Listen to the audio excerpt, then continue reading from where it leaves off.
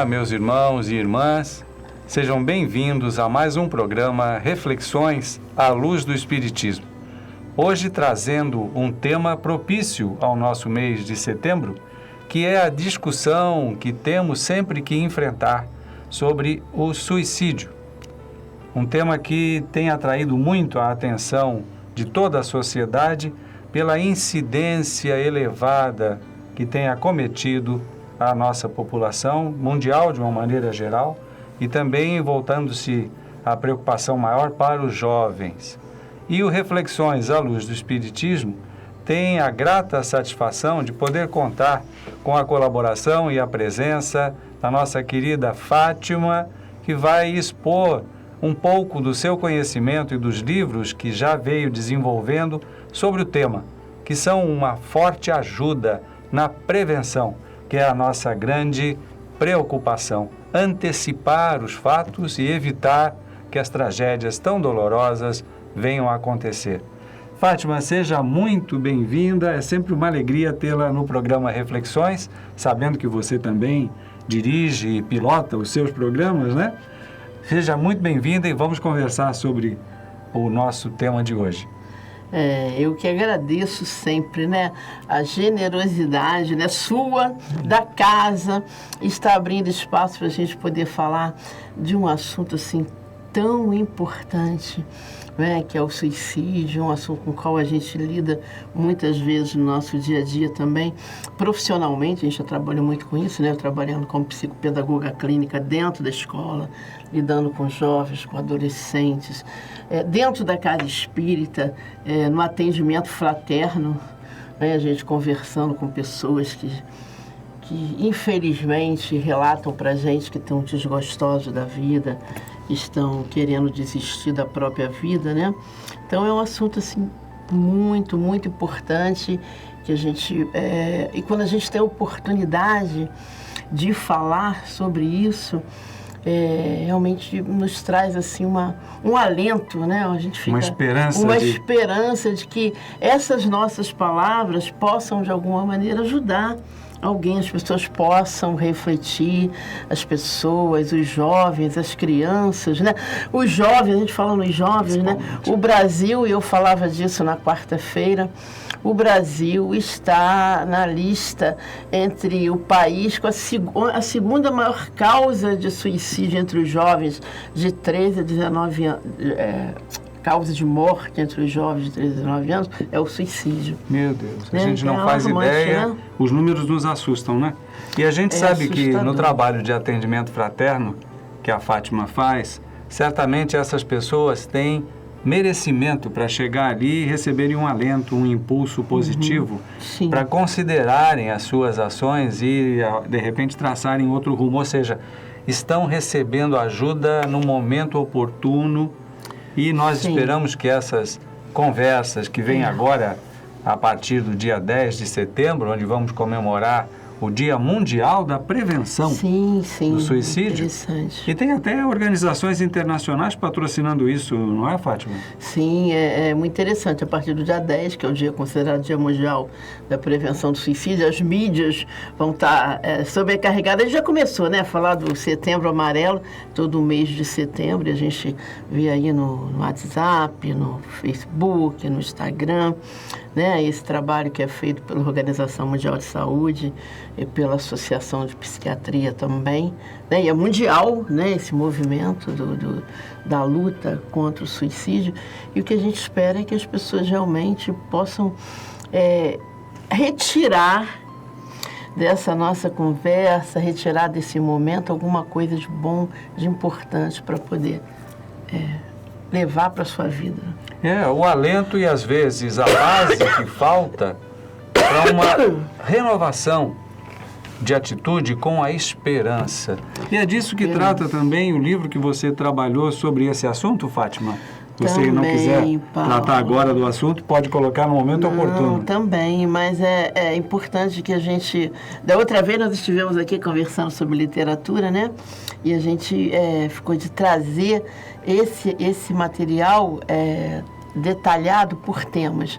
E como o assunto hoje é suicídio, nós estamos trazendo esse livro aqui, que é um livro, né, dentro da nossa safra, dos livros que estão sob a nossa responsabilidade, que é um livro que trata sobre o tema, né?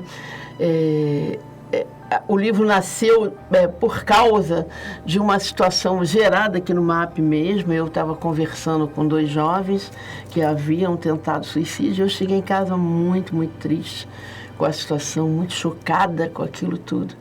E o companheiro, que é o Luiz Inácio Florentini, que é o primeiro livro que a gente tem junto, a gente tem livros com um outro companheiro que a gente já vem trabalhando há mais tempo, que é o Glauco Merradia. Mas esse companheiro, quando eu cheguei em casa muito chocada, chorando muito, ele falou para mim, olha, eu vou te ditar um livro que vai ajudar as pessoas nessa questão do suicídio. Essa ligação é sublime. Não é? Nós que já estamos acostumados, assim, entre aspas, ficamos maravilhados, e é importante que os nossos telespectadores, né, aqueles que assistam o programa, vejam a ligação tão perfeita da espiritualidade conosco, que somos instrumentos, né? Eu, modestamente, mas a Fátima com todo um trabalho profissional voltado realmente para atender e dar a parte material desse apoio que vai ajudar tanta gente. Parabéns, Fátima. E a nossa preocupação, Paulo, é a gente se tornar sempre um bom instrumento, né? Porque, na realidade, a espiritualidade tem um material muito vasto, muito amplo para passar, né? E o que eu peço muito a Deus todos os dias é que eu possa me tornar um bom instrumento, né? Que a gente possa servir de canal, mas um bom canal, né? Para que a gente possa levar essa mensagem para as pessoas. Então, daí surgiu esse livro, né? E ele me falou também da questão, eu fico assim, é um assunto que mexe demais comigo, eu fico muito tocada. Falou em suicídio, eu fico muito tocada, já li aquela obra de Ivone Pereira, todos aqueles livros, eu amo a Dona Ivone também, porque ela tem aquela história toda da questão dela, de outras vidas, suicídio. E ele falou para mim, ele falou, olha, você fica tão machucada com isso, porque você também foi suicida. Então, mais do que importante, você estar passando... né, essa mensagem. Aí eu vim entendendo uma série de questões da minha infância. Eu fui uma criança muito doente, né? Eu nasci com problemas cardíacos muito fortes, né? E o médico dizia para minha mãe que a minha mãe não ia me criar. Né? A minha mãe tinha 4 filhos e a médica dizia, olha, essa aí a senhora não vai criar. Não se preocupe muito com ela, porque... né? Essa aí ela não vai passar, assim, muita idade. Eu fui lutando com a minha saúde, lutando. Quando eu cheguei com 12 anos... os médicos disseram para minha mãe que iam me operar, iam fazer uma cirurgia cardíaca muito forte, mas eles ficaram com muito medo, acharam que eu não ia aguentar essa cirurgia. E a partir daí, eu já comecei a ouvir algumas coisas, né? Porque eu escrevo desde 9 anos, desde pequenininho. Enquanto as crianças brincavam, eu ficava em casa desenhando, escrevendo, porque eu não podia brincar com as crianças. Porque, então, era uma aptidão, né, desenvolvida. O meu coração era muito fraco, né? Eu não podia correr, não podia brincar, não podia fazer nada. Então, eu ficava em casa escrevendo, pintando, lendo, né? Eu me alfabetizei muito cedo também. E aí eu comecei a melhorar. Com 12 anos eu comecei a melhorar, minha saúde começou a melhorar. E aí, com 15 anos, eu comecei a psicografar também. Só que não literatura, era um receituário, né? Que bom. Tinha um médico, que era o Dr. José Pereira Torres. E eles disseram que era um preparo, e a partir daí, alguns anos depois, veio o trabalho de literatura. Aí eu fui entender. Né? Eu fui entender, nossa, está com o coração fraco aí, de repente não cuidou bem desse coração aí num outro momento, né? Mas a questão do passado fica no passado e a gente constrói presente. E é um resgate lindo, com uma contribuição maravilhosa para todos nós. Aí que a gente começou a entender mais ou menos como é que é isso, né? E isso me toca muito. Quando eu vejo alguém dizer, olha, eu estou pensando em acabar com a vida, ou a vida não me deu nada, como a gente eu ouvi uma pessoa dizer outro dia na nossa casa, o que eu estou fazendo aqui? A vida não me deu nada. Aí você entra assim, meio que em pânico, né? Nossa, mas olha a vida... Como traduzir tudo aquilo que a gente tem fé e tem a vontade para uma pessoa que está no fundo do poço? O livro deve ajudar bastante nesse contexto, não, Fátima? Eu felizmente, viu, Paulo, eu tive um feedback muito grande, tive e tenho, né? Um livro recente, tem 1 ano e alguma coisa, foi ano passado, né? Estamos em 2022, foi feito no início do ano passado, é feito pela editora M, lá de Capivari, São Paulo. E as pessoas gostaram muito da produção gráfica do livro, a capa, né? Nossa, a capa é muito bonita e as pessoas ficaram muito tocadas, mas com o conteúdo também. E as pessoas começaram a me dar um feedback muito bom, né, do trabalho em si, e só por isso vale a pena, né? Sempre vale, mesmo que fosse para ajudar uma pessoa carente de apoio, já vale. Já valeria, né? Paulo, com certeza. E é isso, a gente... E o que nos diz então, Fátima, se isso já é o apoio dos espíritos, como é que a doutrina dos espíritos, o nosso espiritismo, pode ajudar a, de certa forma, prevenir o suicídio? Como é que ela pode nos incentivar a uma busca de conhecimento que nos evite entrar na linha descendente aí do suicídio? Eu acredito, Paulo, que em primeiro lugar, para nós espíritas, né, quando a gente descobre que a gente é imortal, né, que a gente não vai perecer, né, que nós estamos aqui trabalhando, construindo aqui agora, e que esse aprendizado vai seguir com a gente para outras vidas, para outras situações, e tudo que a gente trouxe também, muitas vezes a gente vai usar aqui, né? Então, às vezes a pessoa perde um ente querido, perde um filho, perde pai. Eu não me conformo, muitas mães, né? Se mataram porque não conseguiam aceitar a perda de um filho, ou de um amor, ou de um marido, ou de um ente querido, ou seja lá de quem for. Aí eu vou para poder ficar perto dessa pessoa. Que doce ilusão, né? Que triste ilusão. Que triste ilusão, né? E a gente começa a descobrir que a coisa não é assim, porque na realidade nós, enquanto espíritos, vamos estar lá no mundo espiritual, vivenciando novas experiências. E a pessoa, segundo nos diz os espíritos, que comete um ato desse, não vai ver o seu querido, porque essa pessoa vai estar envolvida, né? As pessoas perguntam muito, quem não conhece muito doutrina? É coisa do umbral, né? A palavra que assusta para as pessoas, né? Umbral, essas coisas todas. Tem muito na literatura, nos filmes. Na realidade, esse umbral é a nossa própria consciência, não é? Porque a gente não é um lugar que se assemelha ao purgatório dos católicos, né? Mas é um lugar causado pela nossa própria consciência. Nossa, eu acabei com um bem que não era meu, porque essa vida nos foi dada por Deus, né? E esse é o bem mais precioso que a gente tem, é a nossa vida, que Deus nos concede estarmos aqui aprendendo, trabalhando, lutando, construindo. E a gente vai e põe ponto, por nosso livre-arbítrio mal utilizado, aí a gente põe um ponto final. Não quero mais.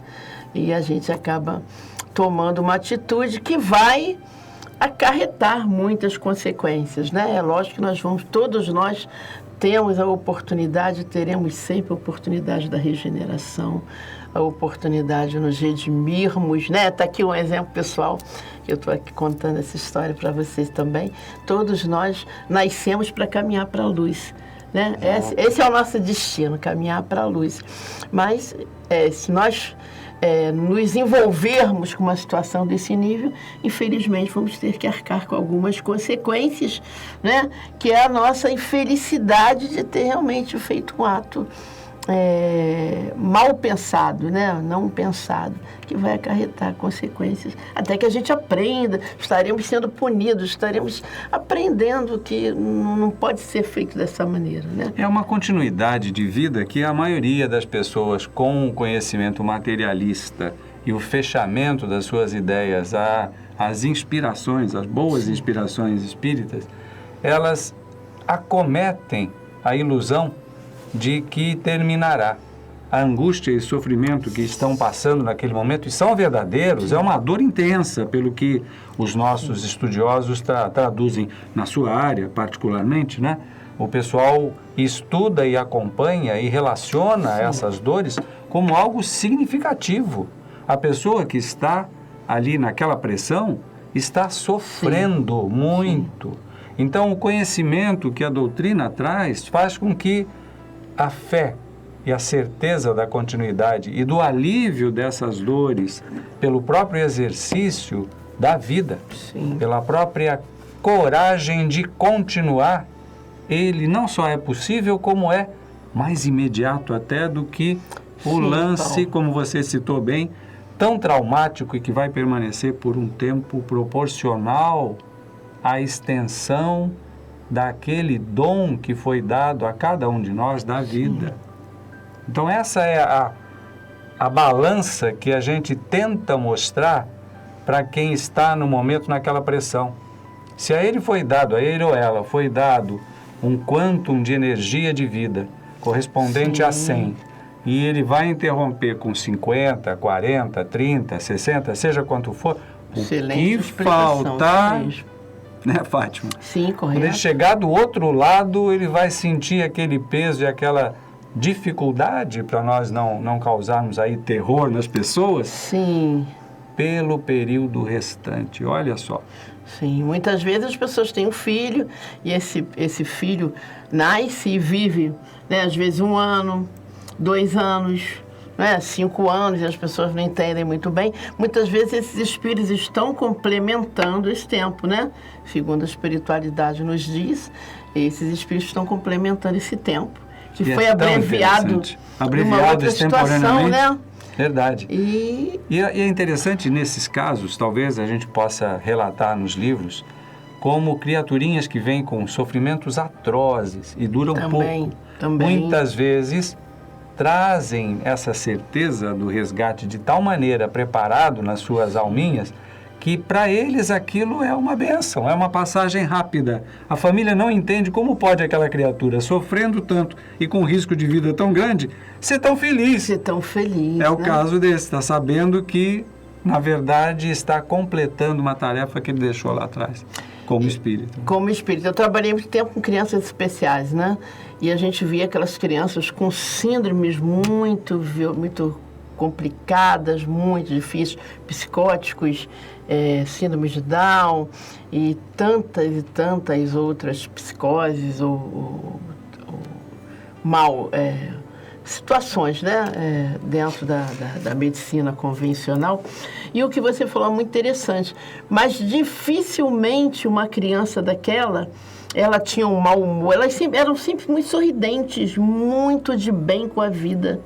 Sabe? Uma coisa que eu sempre aprendi muito com elas. Crianças muito felizes e muito de bem, muito sorrindo sempre, brincando, muito carinhosas, né? Então, aqueles espíritos muito cientes do que estavam realmente fazendo ali. Mesmo que materialmente não conseguissem traduzir esse conhecimento, que já é mais raro. Interessante, né? Muito Na interessante. verdade, o espírito manifesta conhecimento íntimo de que aquilo é a solução. Eu tenho um sobrinho que teve síndrome de Down, ele já veio a falecer. E ele, quando era garotinho, os médicos disseram mais ou menos como a você, que era para durar muito pouco tempo. Sim. E ele viveu até quase 40 anos. E era uma criatura, assim como você disse, de uma doçura, uma docilidade, uma aceitação da vida, uma amorosidade que não se encontra facilmente. É próprio da síndrome. Eu me lembro disso, eu convivi muito com aquelas crianças e a coisa que mais eu me lembro, a coisa mais bonita que eles me deixaram durante esse período que eu trabalhei com eles e aprendi com eles é justamente a alegria. A alegria que eles possuíam, a alegria de... Às vezes a gente reclamava tanto por um probleminha pequeno e eles, assim, às vezes com problemas graves, muitos não andavam, muitos se arrastavam, muitos, né? Mas sempre sorrindo, sempre de bem com a vida, sempre carinhosos, sempre... E um grande aprendizado. E é isso que se tenta passar no momento em que os nossos irmãos e irmãs estão acometidos pela dor intensa, a angústia e o sofrimento do que parece ser insuportável. O Espiritismo pode ajudar e, de toda forma, tentar fazer com que essa luz desse sorriso daqueles que já sabem administrar o seu momento possa ser mostrado a eles. Não é uma tarefa simples, né, Fátima? Eu imagino que no contexto do teu trabalho isso tenha sido... Foi um grande aprendizado. Eu fiquei lá alguns anos, né? Depois desse aprendizado eu trouxe muito para trabalhar com as crianças ditas normais, né? Que às vezes você tem aquelas crianças que têm tudo, né, que vem de uma família, assim, que pode oferecer tudo de material, e tem aquelas crianças mal-humoradas, muitas vezes difíceis, né, de você lidar, e criança... Aí eu fazia aquela comparação com aquelas outras crianças, puxa, que diferença, né, daquelas outras crianças que não tem nada, pelo menos fisicamente materialmente, também, né? Materialmente, que estavam sempre mas bem tem o dote espiritual. Talvez o que nos falte nessa nossa sociedade, certamente, é o excesso de materialismo não abrir espaço para uma visão da vida mais espiritual. Isso ajudaria na prevenção ao suicídio, certamente, né? O que dizem os nossos irmãos. Eu acho que sim, com certeza, né, Paulo? Eu acho que essa coisa de a gente perceber também, a gente fala muito do materialismo, da materialidade, né? Do ter e não ser, né? A gente está muito... a gente vê esses jovens muito voltados, né, para roupa de marca, para...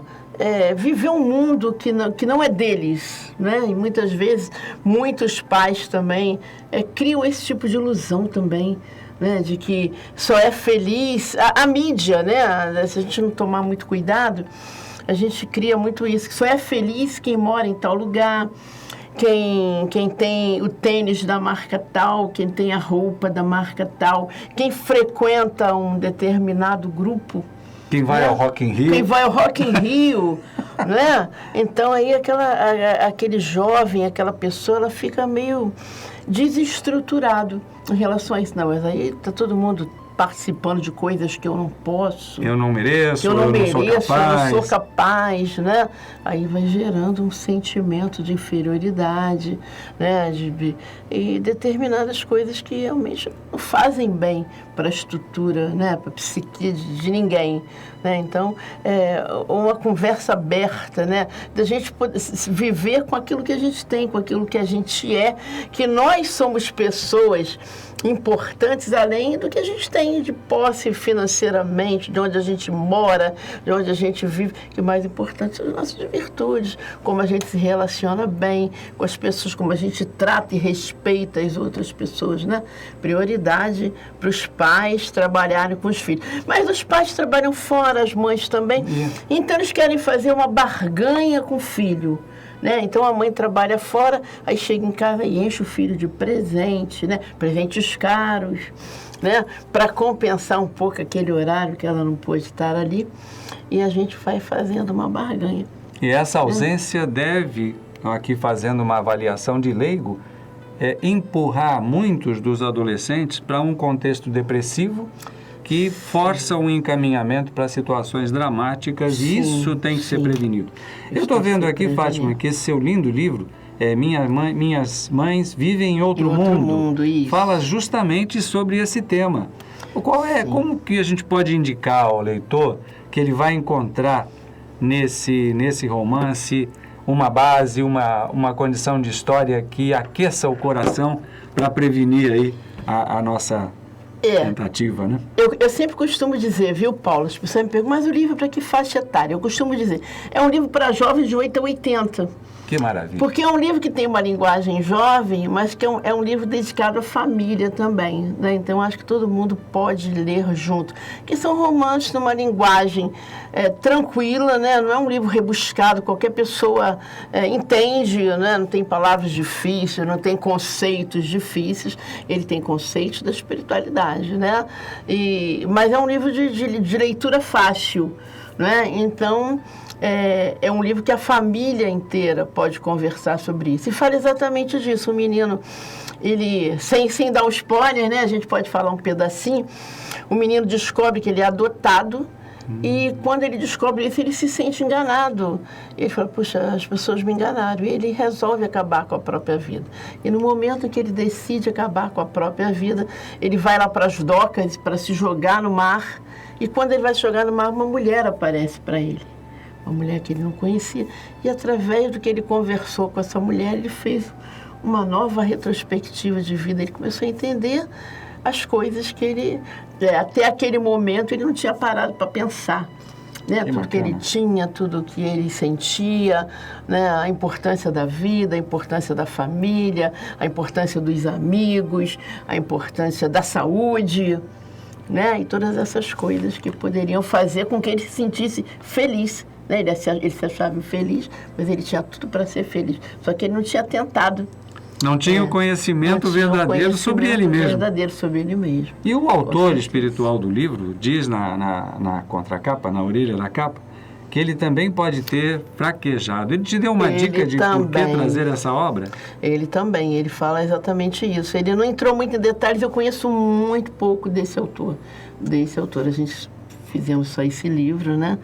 E ele fala para mim que ele também fraquejou, mas ele não entrou em detalhes, né? Então, de repente, a importância dele trazer esse livro para as pessoas, para que sirva de alerta, né? Para que sirva de um momento de reflexão mesmo, que a gente tem tantas coisas lindas à nossa volta, tem a vida e que um dia, né, por piores que sejam os nossos problemas, a gente vai ter amanhã novas oportunidades. A gente tem novas oportunidades a cada momento, né, que sempre vale a pena. Que a gente tem que ter fé, que a gente precisa confiar, que a gente precisa realmente acreditar no nosso potencial. Muitas pessoas se acham pessoas assim... se põe para baixo, né? Desenvolve uma baixa estima, né, Paula? A vida inteira, pessoas que se acham, às vezes pessoas com talento imenso, pessoas que têm um potencial ótimo, mas cultivam aquela baixa estima, né? E se acham incapazes de realizar determinadas coisas. Então, a vida está aí para todos nós, um presente, né? Um grande presente de Deus mesmo para todos nós. Todos nós vamos passar por problemas ao longo da nossa caminhada, quaisquer que sejam, profissional, sentimental, de saúde, seja lá o que for.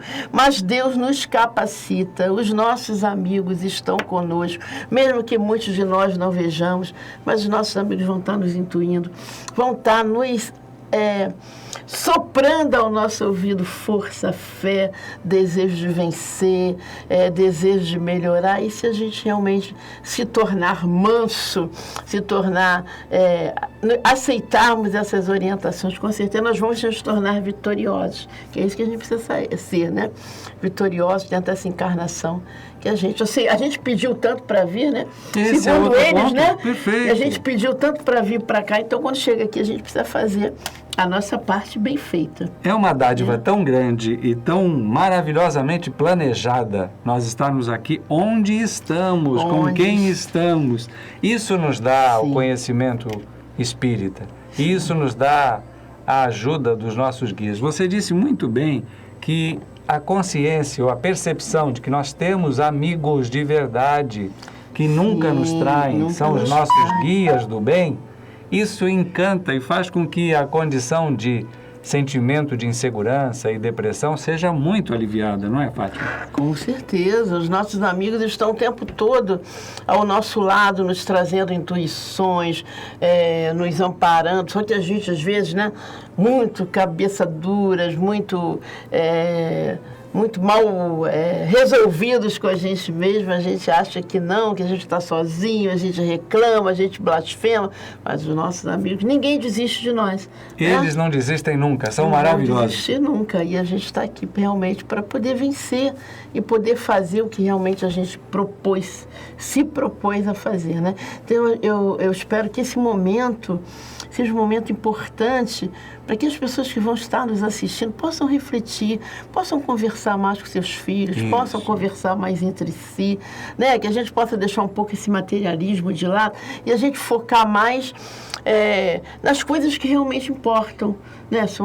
É o desenvolvimento das nossas virtudes, a gente se tornar melhor, a gente se tornar mais brando, mais fraterno, mais amigo, para que a gente possa se fortalecer melhor. Essa é a mensagem que você gostaria de deixar para os nossos amigos que estão nos vendo e nos ouvindo? Eu creio que sim. Eu acho que é um momento super importante, né? Que a gente possa contribuir com esse Setembro Amarelo aí, que as pessoas estão tão voltadas para isso nesse momento aí nas mídias sociais, que seja essa a nossa contribuição, né? Que a gente possa repensar a nossa maneira de viver, a nossa maneira de viver com os nossos filhos, com os nossos amigos, na nossa família, que a gente possa acordar de manhã e agradecer, gratidão também, né, por tudo que a gente conseguiu até agora, né? A gente sai de casa às vezes correndo, preocupado, tem que trabalhar e tá um dia lindo, um sol, um céu azul, tudo aí à nossa volta, a natureza, todas as coisas maravilhosas que Deus realmente nos oferece, né? Então que as pessoas possam se sentir abraçadas através dessas palavras, incentivadas e que a gente possa deixar uma mensagem de bastante fé, de bastante confiança no coração dos nossos companheiros. Isso. Também.